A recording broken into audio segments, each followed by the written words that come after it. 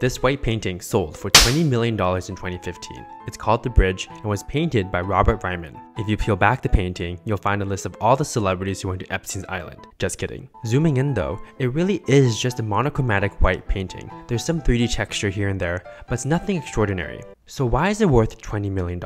When we look at Renaissance paintings like the Mona Lisa or impressionist pieces like Van Gogh, it's easier to make an argument why they should be worth a fortune. First of all, a kindergartner couldn't have done it. And second of all, it's an impressive piece of art that requires mastery of technique. But part of the appeal of modern art is that peasants like you and I just don't get it. The elitists get off on pissing off regular people because if the common people hate it, then it must be good since they're just too basic to understand it.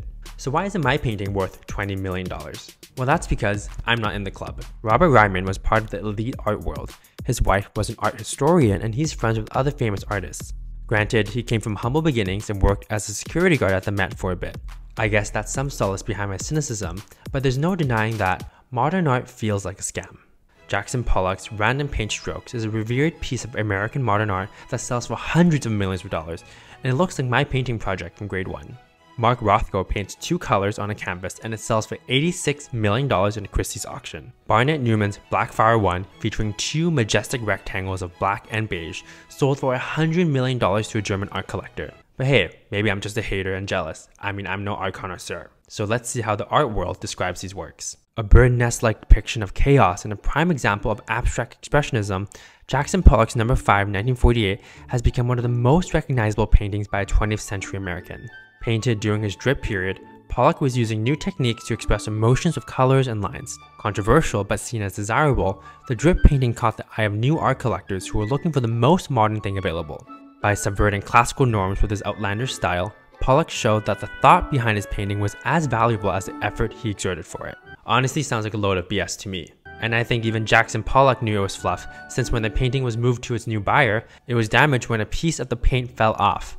Pollock repaired the painting before sending it on its way, commenting, "He'll never know. No one knows how to interpret my work." Yeah, because it's just scribbles. And what about Mark Rothko's Orange, Red, Yellow? Gallery Intel says, "You can clearly see how its intensity, its primal qualities, its force, its vibration, its purity, and its ability to transcend boundaries all appeal to Rothko." When you find yourself in front of a Mark Rothko painting, think of the experience as a meditation. Give it time. Meditate on the colors, on the space they occupy, on the emotions you feel while looking at the canvas. Rothko's abstractions, his storylines are non-representational, so it's best not to look for figurative associations. They're also very large, which allows you to clean your peripheral vision and focus solely on the palette at hand. This sounds like me in English class trying to find meaning in the blue sky in the book when the author just wanted to write about the clear sky for no obvious reason. My take on art is how it makes you feel. Anything can be art. The world is a beautiful place and you can find meaning wherever you desire. There's no reason why a solid color painting can't be meaningful to you. I mean, I personally didn't feel anything when I saw the Mona Lisa in Paris. It just looked like a poorly drawn woman to me. Instead, I did appreciate the architecture of the Louvre, the beautiful details, the herringbone floors, and Pei's iconic glass pyramid. You don't need to justify why art is good. Art is subjective. It's a bit like piano. Is classical music better than today's rappers? Is Mozart more talented than The Weeknd? It doesn't matter. Both have audiences they appeal to. But we can't ignore the elephant in the room. Let's talk money laundering in the art world. How real is it? In the early 2010s, the Mexican government passed a law that required more information about buyers and how much cash could be spent on a single piece of art. Immediately, the art market crashed and tumbled 70%, since most art was probably being bought by the Mexican drug cartels to clean their money. So how does money laundering work? Let's take a simple example. Someone has $10 million and buys a Picasso in an auction. They move it to a storage facility in Switzerland. The painting then can be anonymously sold without ever moving an inch. The buyer will just get access to the storage unit. Now the original buyer turned seller has money that was made from a legit business deal. The Economist estimates that Geneva alone holds more than $100 billion worth of US art.